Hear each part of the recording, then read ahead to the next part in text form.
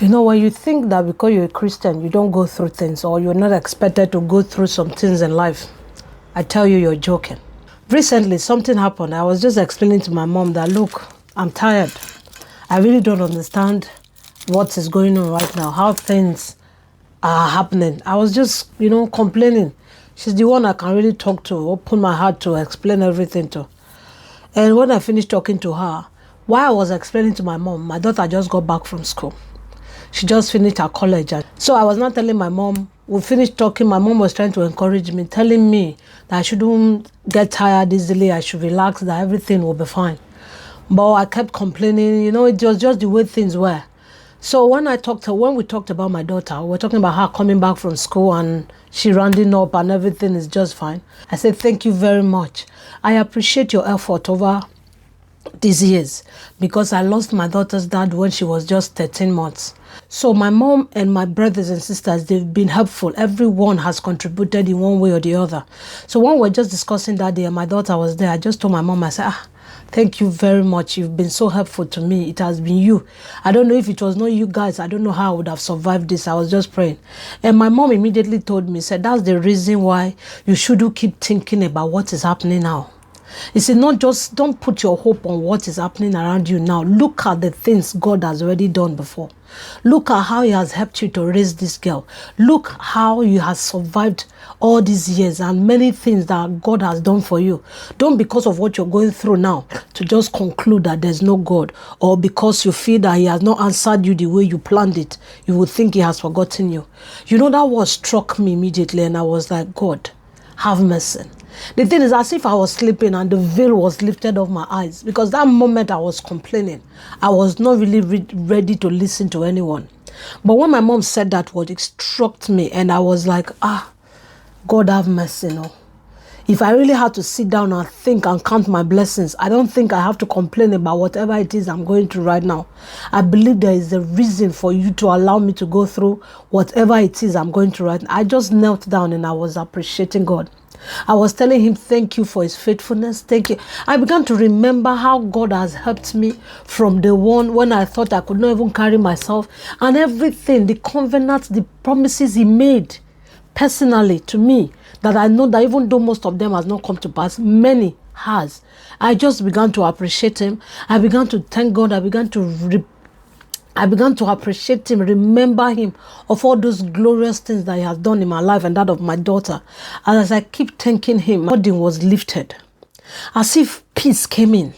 I began to understand, and I was feeling that most times when we Christians, when we are going through things, most times the devil will want us to remember things that we have not been able to achieve.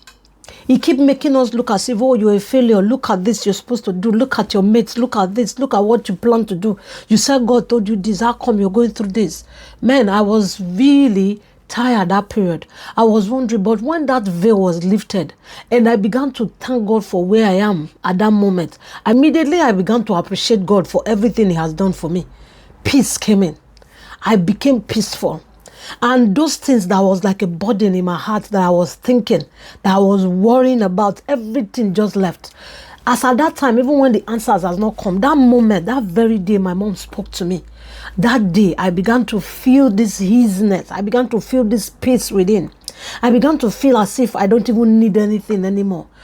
When we begin as a Christian to think and count our blessings of what God has done in our lives, without having to be bothering ourselves about what he's yet to do, we will not be depressed.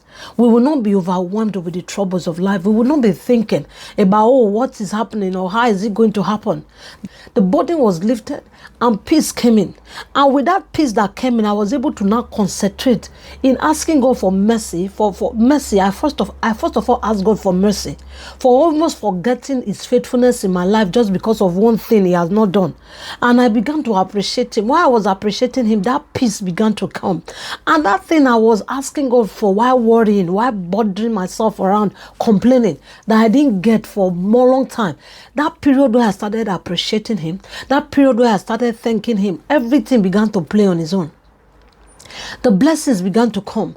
The glorious things began to happen. Things were not happening gloriously, and I was appreciating God for everything. I was thanking him because I got this peace that I've always been longing for. Depression is real, guys. Depression is real. And most times as a Christian, we'll notice that we are the ones that are just unnecessarily putting ourselves into these unnecessary situations. You are bothering yourself about what God has not done.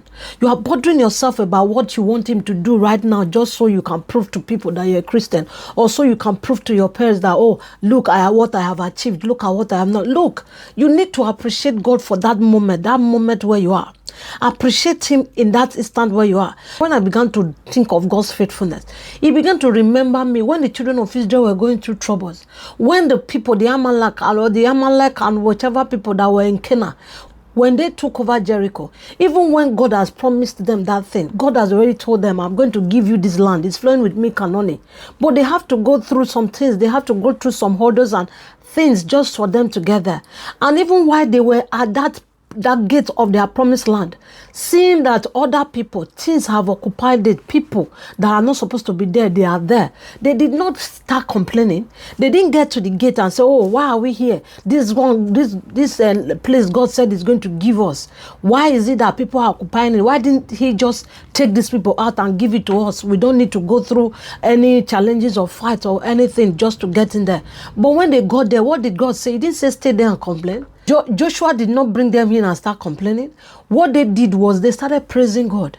They started appreciating God. They started thanking God, dancing around that mountain.